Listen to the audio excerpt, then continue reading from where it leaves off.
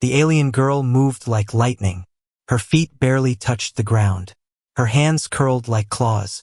Her glowing eyes locked on the human. Every buyer in the auction hall held their breath. This was it. The foolish man was about to die. But the man didn't move. He just stood there, hands by his sides, his black coat brushing the floor. Calm, silent, ready. The girl stopped just inches from him. Her breath was heavy. She could crush him in a second. Her muscles were tight, ready to strike. Then she froze. Something was wrong. She looked into his eyes. No fear, no hate, only something she didn't understand, recognition. Her hands trembled. For a second, she forgot where she was. She forgot the crowd, the lights, the auction. Everything faded except that one human face. He said one word, a name, not in English, not in any known language. But it was her name, her real name, the one her mother used to whisper before the bombs fell. Her knees almost gave out. She stepped back, confused, angry, afraid. How do you know that name? She growled in her own tongue. The man didn't answer. He only lowered his voice. Because I was there. She stared at him, heart thudding in her chest. There, she repeated. Where? He looked around. The aliens were still watching, confused and shocked. So he whispered, your world, before it burned. She clenched her fists. Her eyes glowed brighter, but her voice broke. You lie. I saw the sky crack open, he said. I saw your people fighting ships 10 times their size. I saw you, as a child, carried away in chains. Something inside her shifted. No one had ever spoken her truth before, not even the slavers. They called her savage. They called her beast. No one had seen the war. No one remembered her people. Not until now. Why did you buy me? She asked. Her voice shook with rage. To own me? Use me? Like all the rest? No, he said. To free you. The hall exploded into noise. Buyers shouted, confused and angry. Guards moved forward, unsure what to do. The auctioneer yelled, remove them both. The man grabbed her hand. It was cold, strong, and shaking. She didn't pull away. Come, he said. She followed. Just like that, they ran. Through dark halls, past blinking doors, down metal staircases. Sirens screamed behind them. Lights turned red. The girl's heart pounded, but not from fear. From something else, hope. No one had ever run with her before. They reached the hangar. A small ship waited. It was ugly, fast, and half-broken. The kind only desperate people used. She looked at him. You're a fool. He smiled. I get that a lot. They flew into the stars. Behind them, the auction station fell away like dust. She sat in the co-pilot seat, silent, watching him. Finally, she said, you know my name, but I don't know yours. He looked over and said, Jace. She nodded. Kira. Then she whispered, as if testing the name for the first time in years. I am Kira. And for the first time, she smiled. The ship shook as it left the auction planet's orbit. Warning lights blinked red on the dashboard. Alarms howled in alien tongues. Metal creaked around them like an old ghost crying. Jace didn't panic. His hands moved over the controls with quiet speed. He was used to flying ships that weren't meant to fly. Kira sat beside him, eyes locked on the stars rushing past the windshield. Her breathing was calm now, but her mind was spinning. She was free. But what did that even mean? She had been locked in cages for so long. She forgot what the sky felt like. Now it stretched out in front of her, endless, black, full of stars and danger. You stole this ship? She asked without looking at him. Borrowed, Jace said, pressing a few buttons. Probably forever. You're wanted now, she said. Because of me. I was already wanted, he replied with a small grin. Now I just have better company. For a second, she didn't know how to answer. She stared at him, not sure what kind of human would risk everything for someone like her. She had seen his kind before. Loud, greedy, cruel. But Jace was different. Quiet. Tired. Like someone who had already lost too much and had nothing left to fear. He glanced at her. They'll come after us. We need to hide. Where? He looked at the map, then tapped a small dead zone in the outer ring of the system. A junk planet. Full of old ships, dead tech, and people who ask no questions. Kira narrowed her eyes. You've been there before? He nodded. Once. Long ago. They didn't speak much after that. The ship floated silently toward the edge of known space. But peace didn't last. Just a few hours later, a red alert flashed across the screen. A bounty signal. The auction house had already placed a price on her head. High enough to wake half the galaxy's hunters. They work fast, Jace muttered. A sharp sound echoed through the ship. A tracker beacon. They had been marked, and someone was following. Jace dove the ship into an asteroid field. Giant rocks tumbled around them, smashing into each other with thunder. The ship twisted between them like a fish in a storm. Behind them, two sleek black hunter crafts appeared. They're locking on, Jace said. Kira stood up, walked to the weapon panel, and touched it like she'd done it 1,000 times. I've got this. The panel lit up under her fingers. The weapons responded to her touch like they remembered her blood. She pressed her palm flat. The ship fired. Twin blasts ripped through space, striking the nearest hunter ship. It exploded in silence, flames spinning in zero gravity. The second ship dodged, but Kira was already moving. Her eyes glowed brighter. She looked alive, like she had been waiting for this moment, to fight again. The second ship turned and fled. Jace stared at her. You've done that before, he said. She looked back at him. I was a warrior before I was a slave. He nodded. You still are. They landed on the junk planet just before sunrise. The sky was brown and heavy. Broken ships lay scattered like bones. Smoke curled up from hidden camps. It was a place full of ghosts and survivors. As they stepped out of the ship, a voice called from the shadows. Rough. Familiar. Kira? She froze. The voice belonged to someone she hadn't seen since the day her world ended. Jace looked at her. Friend. She didn't answer, because she wasn't sure. Not yet. But something was waiting for them here. Something buried. Something dangerous. Kira froze. The voice from the shadows had spoken her name like it was a memory, not a word. She turned slowly. A tall figure stepped out of the smoke. His armor was cracked, old, covered in dust. One arm was mechanical. A scar crossed his cheek. But his eyes were the same. Kira stared at him, breath stuck in her throat. General Rovan? She whispered. The man nodded. You remember. Jace watched from behind, alert but quiet. He could feel something heavy passing between them, like a storm made of silence. I thought you died, Kira said. I did, Rovan replied. In a way. She took a step forward, then stopped. You led the last resistance. I saw your ship fall. I crashed here. Few of us did. They hunted us. But this planet, it hides ghosts well. From the hills behind him, more shadows moved. Soldiers. Survivors. Not many, but enough. Their armor was broken. Their eyes tired. But when they saw Kira, they stood straighter. She's one of us, someone whispered. The fire still burns, another said.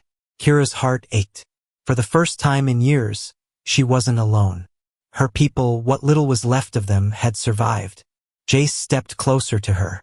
Is this your army? She shook her head slowly. No. This is what's left of an army. Rovan stepped forward. You escaped. Kira nodded. I was taken when I was still young. Auctioned. Caged. They tried to break me. But they didn't, Rovan said. You're here. That means they failed. She looked at him with tired eyes. I don't even know who I am anymore. You're Kira, daughter of the flame, born in war, raised by stars. And now you're home. She looked at the soldiers behind him. Faces she didn't know, but felt like family. Then she turned to Jace. He looked so out of place. Human. Alone. surrounded by aliens who might not welcome him.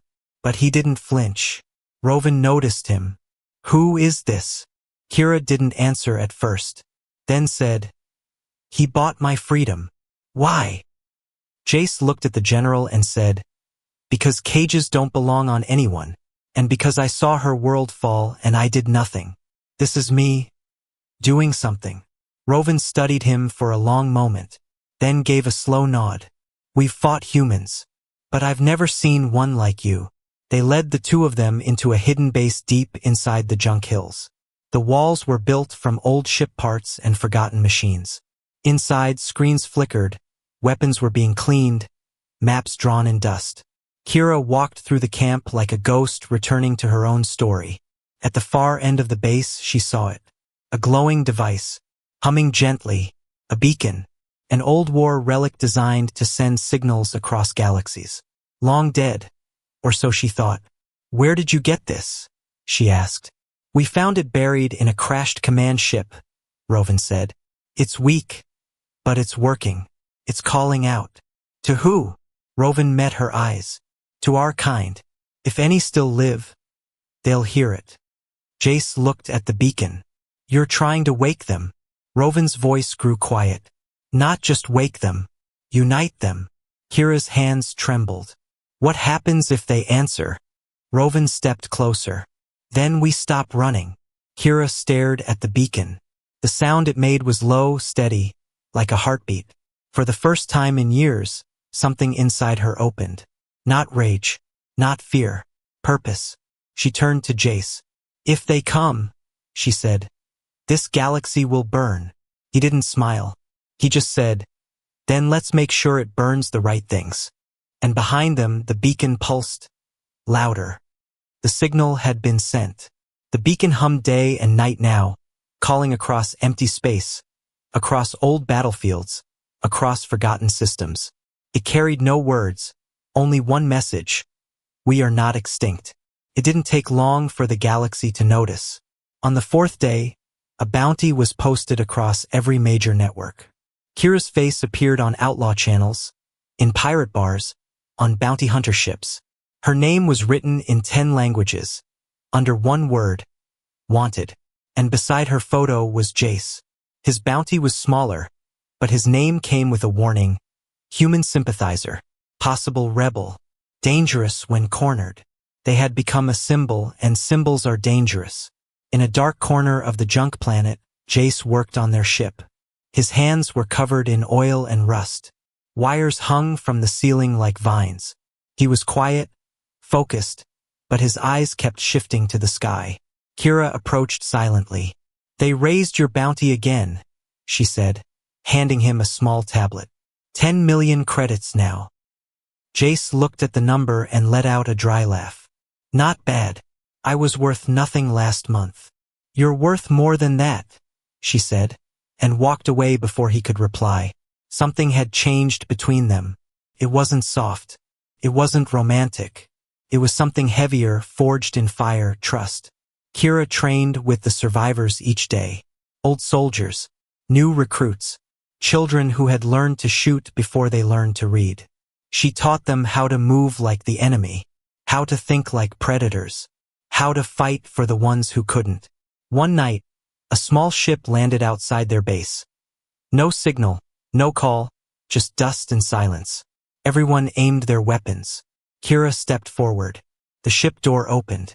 A young girl stepped out. Her eyes were bright. Her hands were empty. Behind her, a tall man followed, older, cautious, armed but not aggressive. Kira looked at them, her body tense. The girl spoke first. "We heard the signal." Kira stared at her. Then, slowly, dozens more shapes appeared from the hills. They had come. Scattered survivors from distant worlds. Some had walked across continents. Others had hidden for years, waiting for a sign. Now they were here, weak, tired, but burning with quiet fire. Rovan watched them from a distance. "This is what war looks like when it begins," he muttered. "Not with fire, but with people finding each other." That night, the camp grew larger. Fires were lit, food shared, maps drawn, Hope moved through the tents like smoke. But not everyone celebrated. A mercenary crew, bought by the auction syndicate, had followed the signal too. They didn't want freedom. They wanted payment. And they had found Jace's ship. In the dark, 3 figures slipped inside. Quiet, fast, armed. Jace was still working.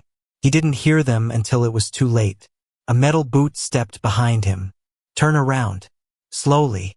He froze. Kira was halfway across camp when she felt it. That strange, cold pull in her chest. Her warrior instinct. Something was wrong. She grabbed her knife and ran. Back at the ship, the mercenaries had Jace on his knees. One held a gun to his head. Another searched the ship for data. "You really think this alien girl's worth dying for?" one of them said. Jace didn't answer. The gun clicked. Then a shadow dropped from the ceiling. Kira moved like a storm. One kick. One slash. One scream. Seconds later, it was over. Blood on the floor. Jace looked up at her. "You always this dramatic?" She wiped the blade on her sleeve. "Only when someone touches my ship." He smiled, even though his hands were still shaking. The next day, Jace added new locks to the ship, and Kira added new guards to the perimeter. Because now they knew. They weren't just calling their people anymore. They were calling enemies too. And both were coming. They came at dawn.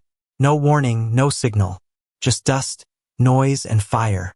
The sky tore open with the roar of engines. For black ships dropped from orbit, shaped like claws.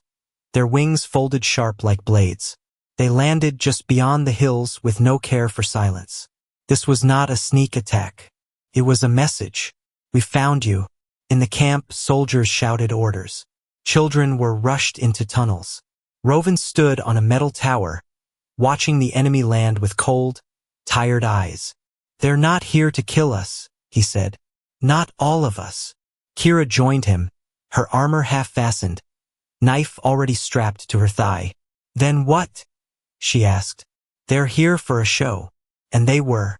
On the ship speakers, a voice crackled through. Calm, polished, cruel. "This is Commander Tazik of the Syndicate Arena Fleet. We offer mercy to those who surrender the fugitives. The human named Jace and the untamable alien girl known as Kira. Hand them over, and the rest of you walk free." No one moved. The voice continued, amused now. "If not, we invite your champions to die in front of the galaxy." A hatch opened. A hologram flickered to life in the sky, streaming live across outlaw networks, broadcast to buyers and slaves alike. The auction syndicate wasn't just hunting them. They were turning it into entertainment. An arena unfolded from the belly of the lead ship. Circular, bright lights, sand-covered floor. Weapons lined the edges like decorations. A crowd of mercs, soldiers, and robotic cameras surrounded it like wolves. "This is a trap," Jace said, staring at the setup. Kira looked at him. "Yes. Then let's spring it." They stood together in the center of the arena 10 minutes later. The crowd roared. The cameras zoomed in. Bets were already being placed. Jace adjusted his grip on the short blade they gave him.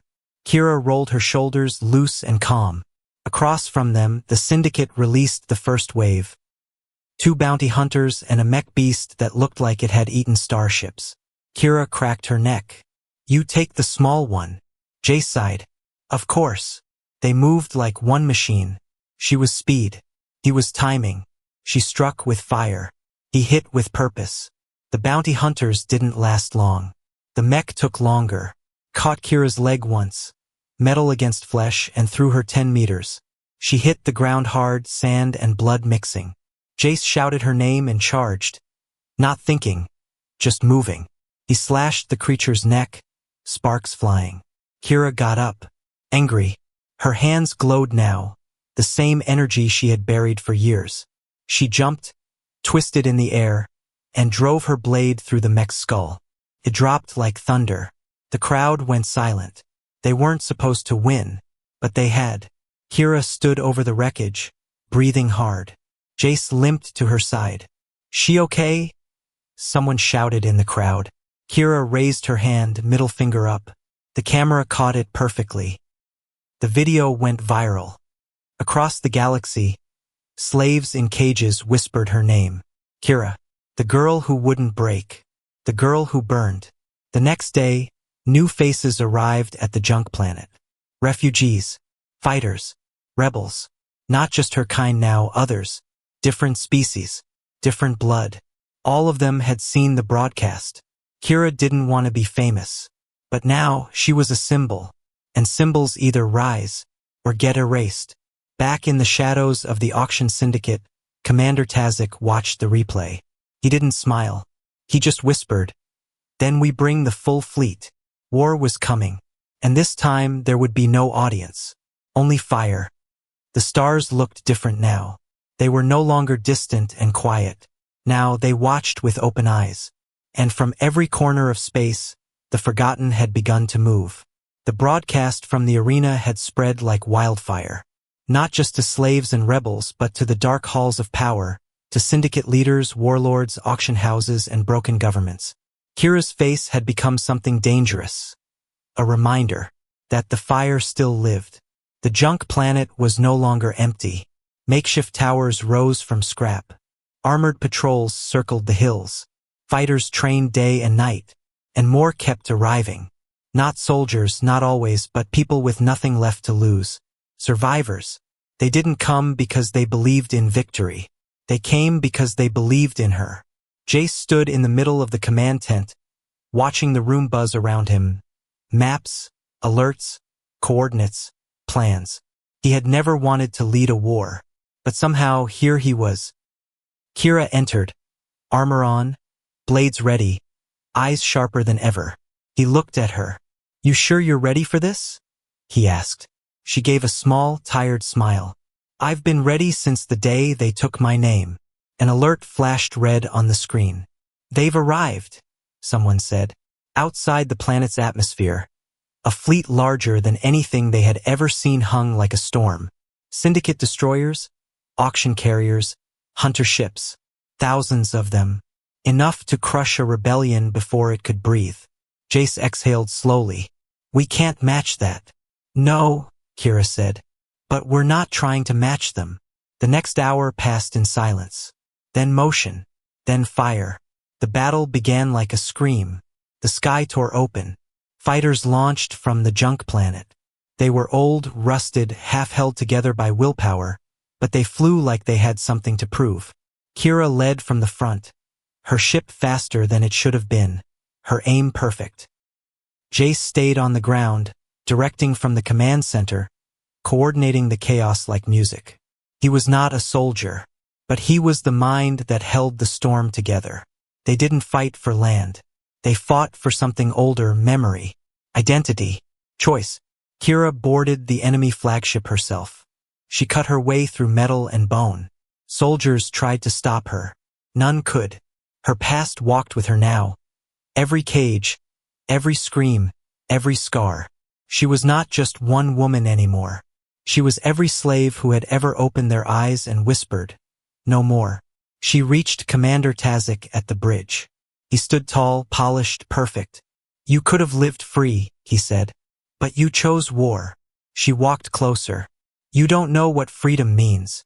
He drew a blade, but he was too slow. Her knife found his heart before he could speak again. The fleet broke soon after. Without command, they scattered. Some ships exploded. Others fled. Some even surrendered. The rebellion didn't win with power. It won with fire and with proof that power could bleed. Hours later, the battlefield went quiet. Ships floated in pieces. And Kira stood at the edge of the wreckage, staring into open space. Jace found her there. His arm was cut. His coat was burned. But he was alive. He stepped beside her. "Is it over?" he asked. She didn't answer at first, then said, "For them. And for us." She looked at him. Her eyes were tired, but clear. "No more cages. Not for me. Not for anyone." He nodded. They turned back toward the planet, where a new camp was rising. Not for war this time, but for peace. She stopped him before they reached the base. "You paid for me," she said softly. "Do you remember?" "I remember," he replied. I thought you were crazy. I was. She took his hand. Not tightly, just enough. I choose now, she said. Not because I'm owned. Not because I'm saved.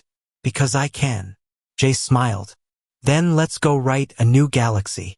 And behind them, the stars, once silent, now burned with life.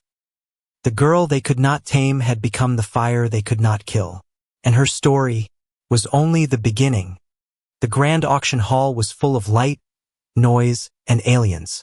Rich buyers from all over the galaxy had come to this secret place. They sat in floating chairs, wearing golden robes and strange helmets. Everyone was here for one thing, to buy rare and powerful slaves. One by one, creatures from many planets were brought onto the stage. The buyers shouted bids. 1,000 credits. 5,000. 10,000.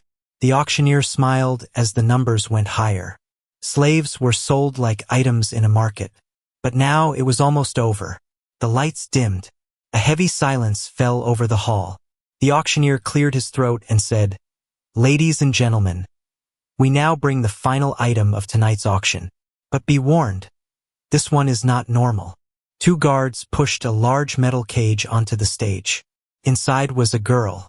She looked young, maybe 17 or 18. Her skin was silver blue, her eyes glowing like fire. Her hair floated around her like smoke. She was thin but strong, like a wild animal ready to fight. The crowd leaned forward. Whispers filled the air. The screen behind her flashed red letters. Species, unknown. Status, untamable. Not for sale. Someone in the crowd laughed. Then why is she here? The auctioneer nodded slowly. Because someone requested her. But I must warn you, she cannot be controlled. She has attacked every owner before. She speaks no known language. She is dangerous. The girl grabbed the cage bars and let out a growl. Her eyes scanned the crowd like a predator. Some buyers looked away. Others looked scared. No one has ever tamed her, the auctioneer said. She is not a slave. She is a storm. There was silence. Then, from the back of the hall, a calm voice said, I'll take her. All heads turned. A human stood there. He wore a black coat. His face was quiet, but his eyes were sharp. He looked at the girl not with fear, but with something else. Curiosity. The crowd gasped. A few laughed. A human? Buying her? He must be mad. The auctioneer raised an eyebrow. Sir, do you understand the risk? She will kill you. The man smiled slightly. I'll take that chance. The gavel slammed. Sold. The cage door unlocked. The girl looked shocked. No chains, no guards. Just open space. She stepped out and ran at the human. Fast. Wild. Eyes burning. Everyone thought she would attack. But what happened next? No one expected.